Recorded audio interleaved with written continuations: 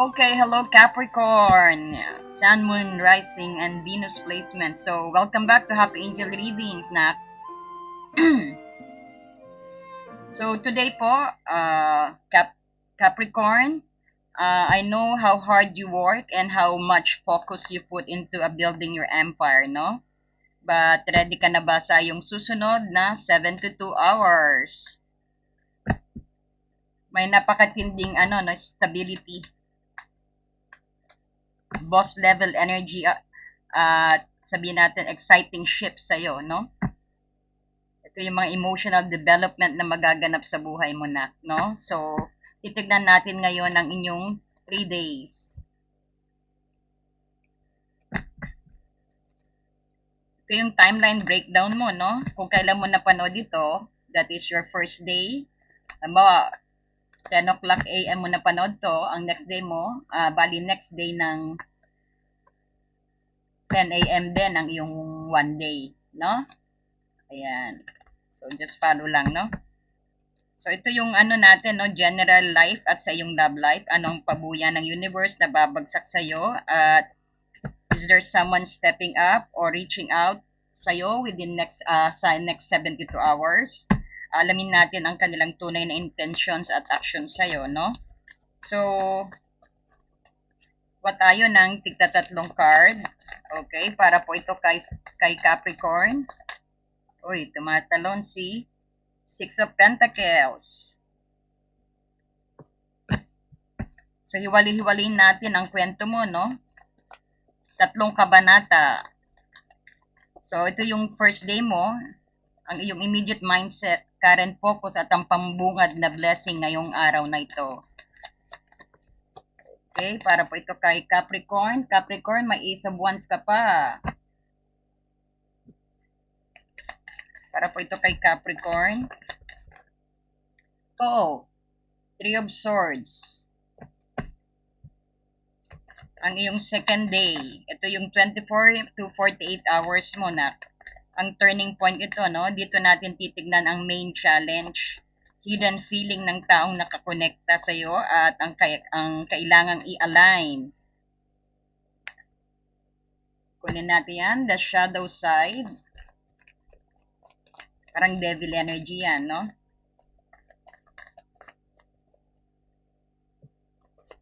Ang hidden feeling ng taong nakakonekta sa iyo, titingnan din natin. Four of Swords, may healing. First day mo naman maganda, no? Pero meron din, heartbroken energy din. So, mamaya, kaklaro ko yan. And then, guarded ka. Second day, medyo ma-challenge tong mo ngayon, atong 3 days mo. At ang action, breakthrough at ultimate na victory. Ayan, may victory ka talaga. We're talking about the victory and you got the Six of Wands. Ayan, ang regalo ng universe sa'yo. Tell us more. Sa third day niya, sa kanyang 72 hours, ito na yung final mo, no? Final day ng 3 days.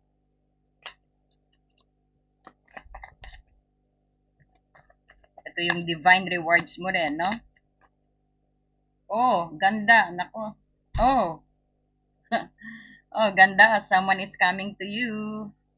Reward sa'yo, leadership. Mukhang may parating din na tao sa'yo. Ba, magkadikit sila. Four of Wands. Some of you may naglilipat ng bahay, may maglilipat. That's what I'm getting. So, kuha rin tayo ng, no? Kasi i-connect natin para lubusan kayong ma-enlighten ko, no?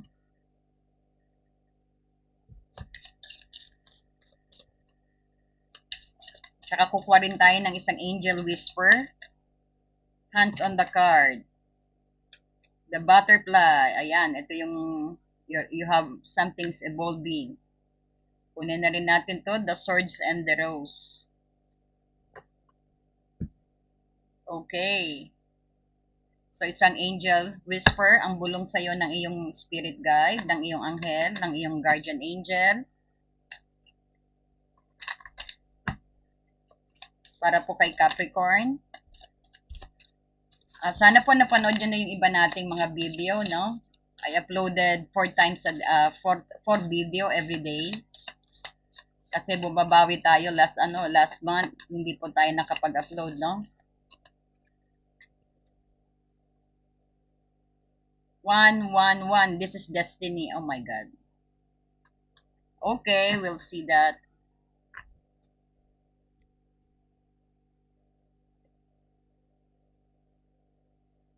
So nakikita mo sa iyong first day naman may balance at someone wants to make an actions towards you, no? Or maybe you're seeking ano dito balance sa iyong first day. Pero meron tayong three of swords, medyo may broken heart energy ka rito, no? So sa day 1 mo rito, ito yung energy and love, no? Parang general and love energy. Uh, may lalabas na bagong spark at passion sa'yo. Handa ka na magsimula uli. Lumabas din ang six of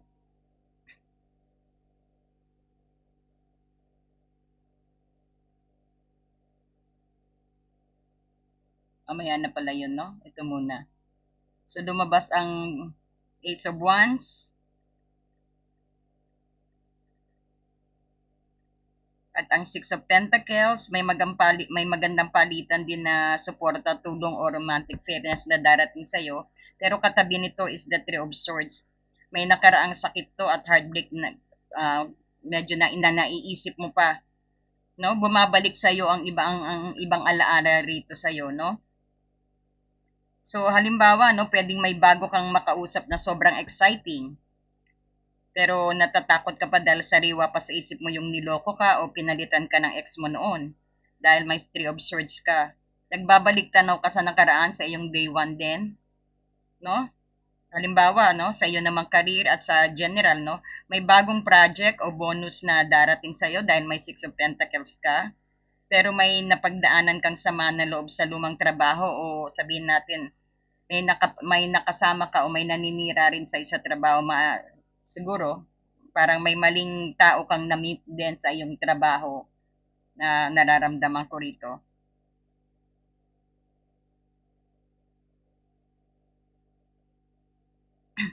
Sa day 2 mo naman, ito yung shadow side at protecting your peace, no? Pagpasok ng day 2 mo, pumasok ang shadow side, Four of Swords, at saka ang Seven of Wands. Mga nakatagong takot yan at inggit ng ibang tao, marami na inggit sa'yo o sabihin natin overthinking din. Dahil sa Seven of Wands, ramdam mo na kailangan mong i-depend ang sarili mo rito, no? O maglagay ka ng matitibay na pader. Kagaya dito, may broken-hearted ka rin. This could be also hindi lang sa love ito, no? Disappointment din to. Ang Three of Swords dito sa day 1 mo, medyo na-disappoint ka. Kaka-inspired mo lang tapos biglang na-disappoint ka, siguro yan yung sa mga taong mga maling taong nakasama mo, no? O sabihin natin toxic people na nagbigay ng sakit sa iyo. Pag sa love naman, baka merong nagsakit sa iyo tapos ngayon meron pa rin yung sakit na nararamdaman mo sa iyong nakaraan na ex siguro, no? Kaya guarded ka rito sa iyong second day. Nagbabalik tanaw sa iyo. Some of you nakakaranas ng ganyan disappointment, no?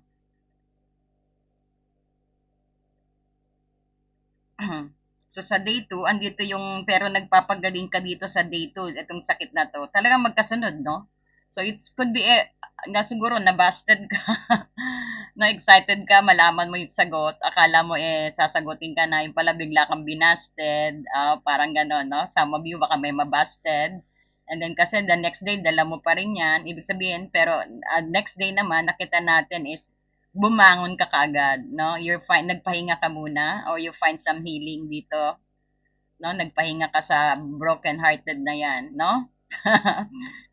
It might not resonate to everybody, no? Pero nakikita ko dito na sa day 1 mo, some of you, may makakaranas ng disappointment at broken-hearted. Pero the next day naman, bangon ka kaagad. Oh, yun ang maganda sa'yo, no, Capricorn.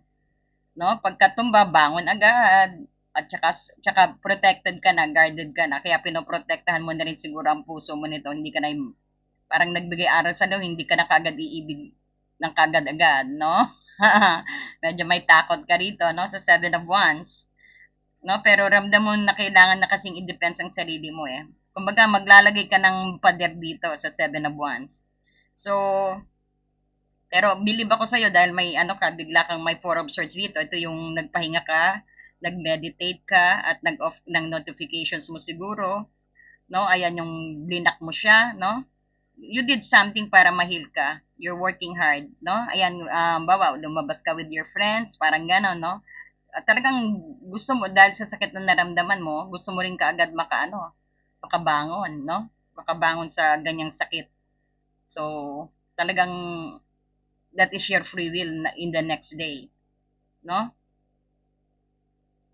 Yan yung para maprotektahan ang peace of mind mo rin. And then, example tayo dito, sa pagdating sa love mo sa day 2, no?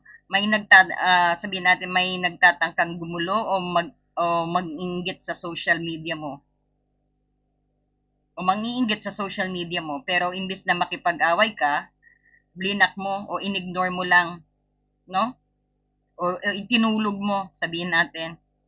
Natulog ka ng mahimbing, hindi mo pinansin yan, no? Sa general naman, sabihin natin maraming istorbo o demand sa paligid, pero sinabi mo sa sarili mo, I need mental health break, no? I want my peace, no? I don't mind you guys, parang gano'n. Ibig sabihin hindi ka muna makikipag-debate sa kanila ngayon.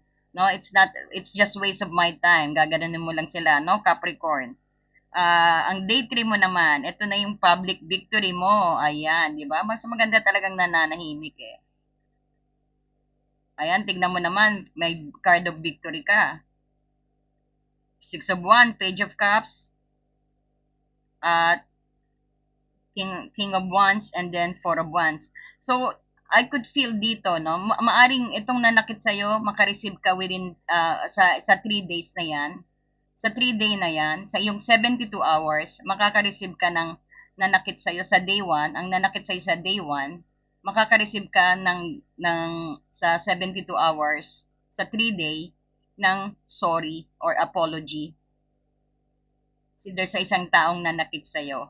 O sabihin natin, baka sa girlfriend mo or boyfriend mo na inisplitan ka o nag-away kayo, makaka-receive ka ng apology, no? Dahil may Page of Cups ka rito. Kaya nga, parang ikaw pa rin ang nanalo.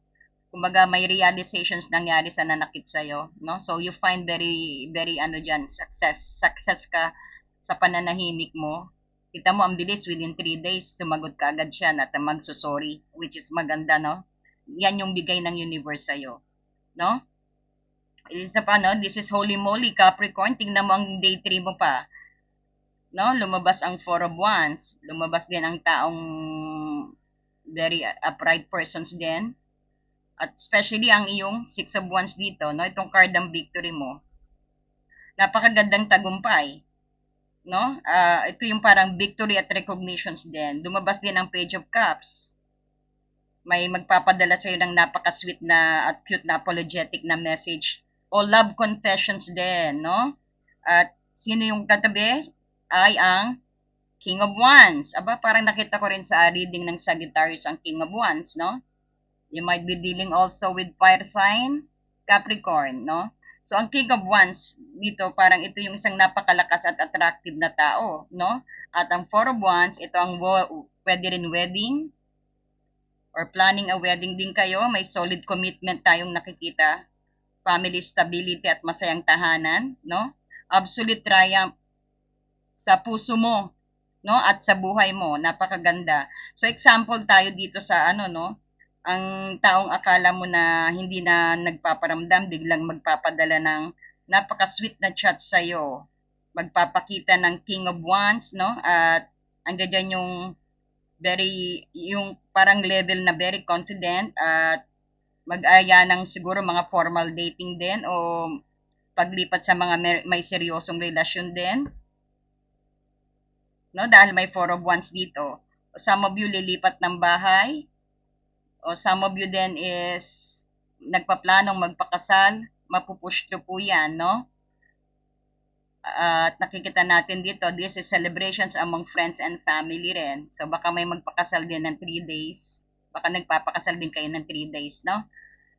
ng 3 days. Na within 72 hours, baka may magpapakasal din. Okay. So, ito yung sabihin natin, sa general naman, makakakuha ka ng malaking tagumpay sa career o business dito. May magandang balitang matatanggap at magkakaroon ng dahilan para mag-celebrate kasama ang pamilya sa bahay, no? At nakita mo naman ang ating guidance at oracle dito na.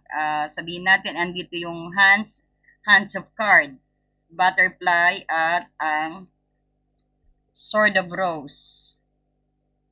Para sa atin, no, ito yung wellness oracle card din. Island time wellness, no? Para sa ating oracle guidance, ito yung hand of card. Hawak ng universe ang tamang baraha, no? May hidden strategy ang langit para ipanalo ka because you got the victory rito, no?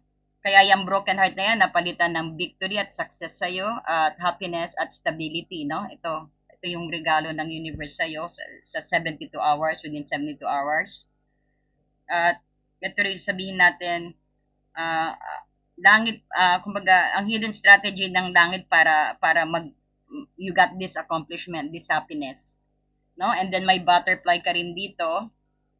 Ito yung meron ding relationship na mag-evolve sa'yo. You might gonna meet someone na baka itong King of Wands ang ma-meet mo. Ito yung baka makasama mo sa next phase mo, no? Sa third day mo, sa 72 hours. Andyan yung magkakaroon ka ng healing sa inner child mo, growth mo, because you have here the Four of Swords. No? So, yan yung beautiful transformations. Natapos na ang pagiging uod o oras na para lumipad ka na, no? Kumbaga, nagkaroon ka na ng healing, which is maganda, no? And then, sword and rose. Ito yung linawin ang isipan at ibaba ang mga matutulis na salita at alalahanin din. Mag-ingat din sometimes na nakakasakit tayo sa pagsasalita rin, no? And makikita mo ang rose din dito. Ito yung clarity, truth, and revelations. Ito yung sa mga naranasan nating masasakit dati na talagang ito, may ano diyan, no? At you could see din. Ito yung mga sa iyong nakaraan na nagpasakit din sa iyo. Nagkaroon ka kahit ganyang kasakit at kapait ang naranasan mo dati, no? Pero may maganda pa ring idudulot, no? Ibig sabihin, may bagong sisibol na napakaganda at napakabangong phase sa buhay mo, cycle ng buhay mo. And you are protected also dito. This is protections and power din. At maibabalik mo yung honor mo. Kaya nga, siguro nawala din yung dignidad mo rito siguro dati, no?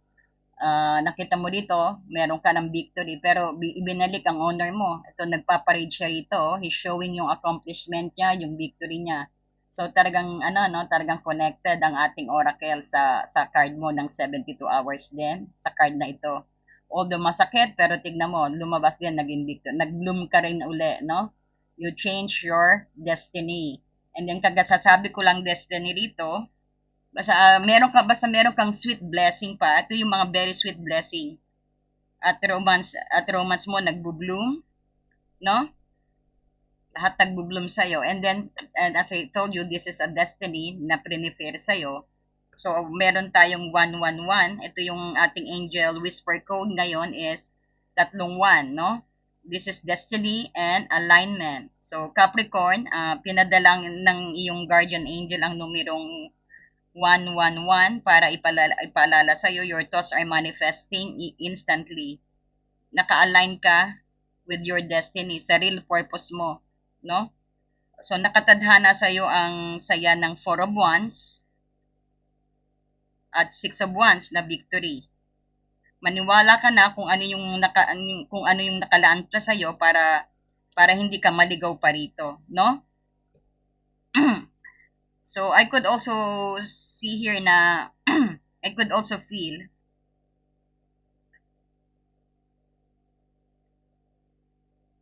parang pinakakabuuan ng reading mo rito, yung meron kang ultimate healing at power up, no? Pumasok ka na ng may dalawang lumang sakit sa puso dito. Pero sa day 2, sa halip na magpa-apekto ka sa inggit o pagsubok, ipinapahinga mo ang isip mo, no? Kaya pagpasok mo ng day 3, panalong-panalo ka rito, no? Kasi may Six of Wands and the Four of Wands. So, from healing to royalty, the King of Wands dito, mula sa nasaktan noon, naging sobrang attractive ka at very confident. At parang boss level ka na ngayon, no? Ito yung sa mga nakikita natin na single din, or it's either this is your energy rin. No? Boss level ka na ngayon. May mga magpapakumbabang tao sa'yo dahil may Page of Cups dito. Or sabihin natin may mga maraming lalapit na tao sa iyo, no? They will recognize ka na very successful at matatag na tao bilang holding this King of Wands energy, no? So divinely ordained destiny code 1 itong 1111 at saka ang ating oracle dito, ang Hands of Card at ang Destiny ay ito yung nagpapakita na ang universe is naglalaro ng baraha para sa iyo. Because ang rose and butterfly dito, kung mapapansin mo, rose at ang butterfly, ito yung nagpapatunay na matapos ang mahabang panahon ng paghihintay mo. Ibig sabihin, magiging ganap na maganda ang love life mo at ang iyong personal growth. Wow! I hope all, no? So, nakikita natin ang sign na involved dito. Mga taong connected is fire sign, Aries, Leo, Sagittarius, sa day 1 mo, day 2, at day 3. Isang napaka-passionate na charismatic at handang ipaglaban ka. Siguradong King of Wands yan. Ang air sign din, Gemini, Libra at Aquarius, no? Nagpakita sa day 1 at day 2. Andito ang Three of Swords at ang Four of Swords. No? Nagpapakita ng mga nakaraang mental stress yan o past hurtful communications na nalagpasan mo na. At ang water sign dito is Cancer, Scorpio, Pisces. Nagpakita sa day 3. Dahil sa Page of Cups, isang sweet, sincere na naglalakas loob na mag-abot ng apologetic o kilig message sa'yo. So, ang Earth sign, Taurus, Virgo, Capricorn, ikaw yung mismo sa day 1, Six of Pentacles, patas, grounded at mayaman na resources at mapagmahal ang energy din, no? So, ayan, sana po nagustuhan nyo ang ating readings, Capricorn. Sana pakishare na rin pong ating video. And if you're new to our channel, please tap the notifications bell so updated ka sa ating sa ating pag-live. And pa-comment na rin and pa-hype na rin po sa inyong mga cellphone. Thank you so much and God bless you. If you want some private reading or one-on-one reading or ang inyong monthly reading, kung gusto nyo po yung makakuha kayo sa Love and General, naka-promo po kami. So, message nyo lang po ako sa FB Messenger. Nasa description box below ang link, no, para i-direct na kayo mismo sa Facebook ko. Thank you so much and God bless you.